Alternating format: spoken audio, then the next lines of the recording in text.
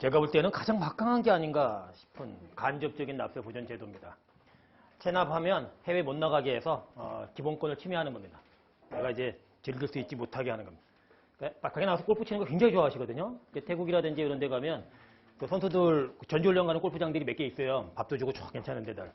고교 골프 치러 가시는 것들 이렇게 사장님도 좋아하시는 게 있는데 체납하면 못 내보내, 안 내보내는 거야. 출국금지 요청 제도입니다. 이게. 그래서 저도 이제 상담해드리고 그럴 때 많이 쓰는 거예요. 체납하시면 해외 못 나가세요. 뭐 그렇게까지 해. 이게 이제 그런 제도예요. 출국금지 요청. 그러니까 근데 문제는 출국금지와 관련한 행정관서는 법무부예요. 요새 또 시끄럽잖아요. 그 스티브 유 그분. 예, 그렇죠?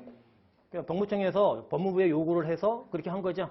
그걸로 이제 어쩌고 저쩌고 한 건데 마찬가지로 국세청에서 이 부분을 직접적으로 출국금지 시킬 수 있는 권한은 없고 이제 법무부 장관한테 출국금지를 요청을 하는 거죠. 그런데 굉장히 기본적인 우리 행복추구권을 침해하는 수 있는 거죠. 헌법이 얘기하는. 그래서 우리 앞 시간에 주로 이제 살펴본 고액 체납의 기준은 보통 우리 징수법은 500이죠. 그래서 얘는 그 10배에 해당하는 금액 이상을 체납을 해야 됩니다. 금액적으로 조금 이제 금액이 좀 크다. 근데 저는 맞다고 봐요. 근데 5천보다 더 커야 되지 않느냐라는 생각을 합니다. 5천만 원 정도보다 개인적으로요. 생각은 다를 수 있습니다. 근데 이게 왜냐면 5천만 원 이상은 세금 나오시는 분이 되게 많거든요. 많은 분도 계시고. 그거는 뭐 그런데 어쨌든 여기 이제 홍길동 씨가 계세요.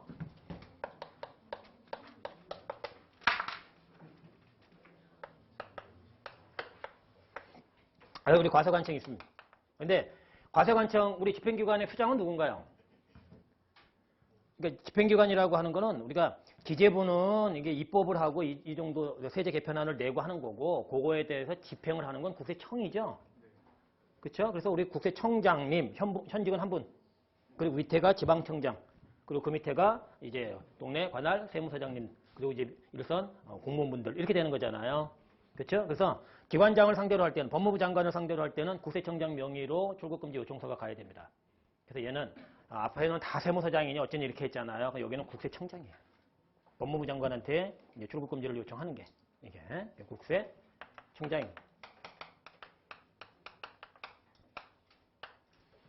출국금지와 관한 우리가 소관은 법무부다. 법무부 장관입니다.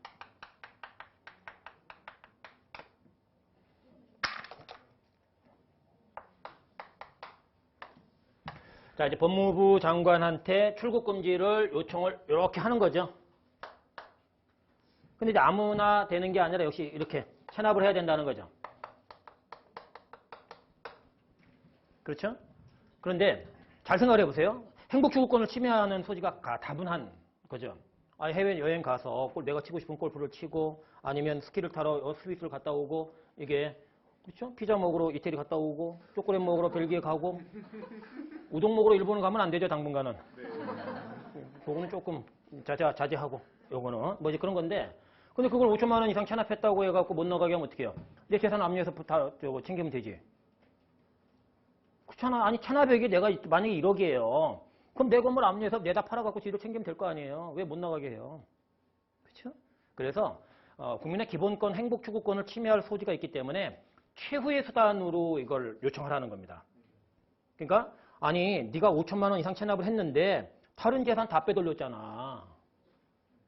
근데 너한테 너를 보증준 놈도 없고 너를 위한 이차납세무자도 없고 아무도 없잖아.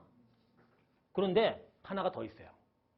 너 보니까 필리핀에 20억짜리 건물이 하나 있더라.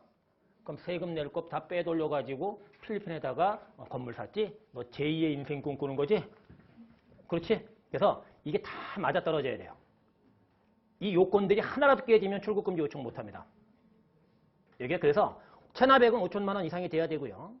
세금을 못 걷는 상황이 돼야 되고요. 그 다음에 아까 그렇게 해외에다가 짱 박아놓은 재산이 있다든지 아니면 이런 경우죠 또. 저는 지금 한국에 있는데 와이프하고 애는 이미 영국에 가 있어요. 그럼 이제 저만 이제 재산 다 그쪽으로 송금 다 해놓고 다 빼돌리고 이렇게 해놓고 이제 저만 영국으로 합류하면 완전체가 되는 거죠.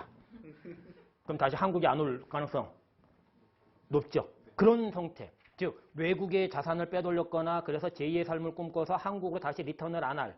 그래서 국세청이 세금을 걷기 어려운 이 요건이 다 맞아떨어질 때만 요구를 할 수 있어요.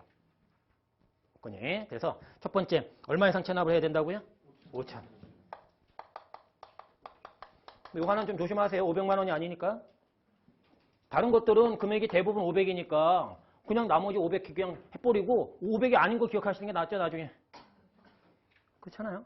그렇죠? 아, 이것은 기본권을 침해할 여지가 있기 때문에 그렇다. 자, 보시고 and 조세채권 확보가 곤란해야 돼요.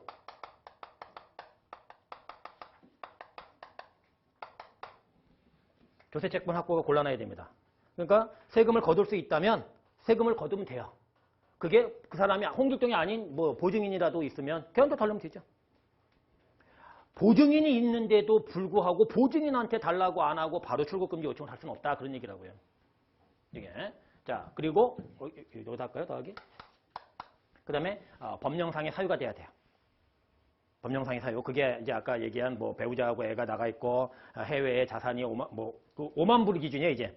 왜 5만 불일까요? 우리나라 지금 1불당 환율이 보통 얼마 정도예요? 1,100원, 1,200원 사이에서 왔다 갔다. 그래서 우리가 지금 이게 5만 불 정도 되면 1,000원 곱하면 5천만 원 나오죠? 얼추. 그래서 이제 5만 불에 대한 얘기가 이따가 나올 거예요. 여기에. 그래서 5만 불 이상의 자산이 해외에 있다든지 아니면 2년간 5만 불 이상 송금을 했다든지 그럼 세금 낼 돈으로 건물 샀고 세금 낼 돈으로 송금해서 생활비 지금 미처 마련해 놓고 있고 어쩌고 저쩌고 이제 그렇게 보는 거예요. 여기에 이제 그런 사유들이 있는데 법령상의 사유가 해당이 돼야 된다. 법정이라 할까요, 그냥? 법정 사유일까?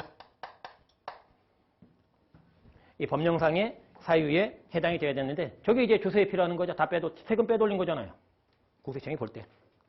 그렇죠? 자, 이제 요게 맞으면 요게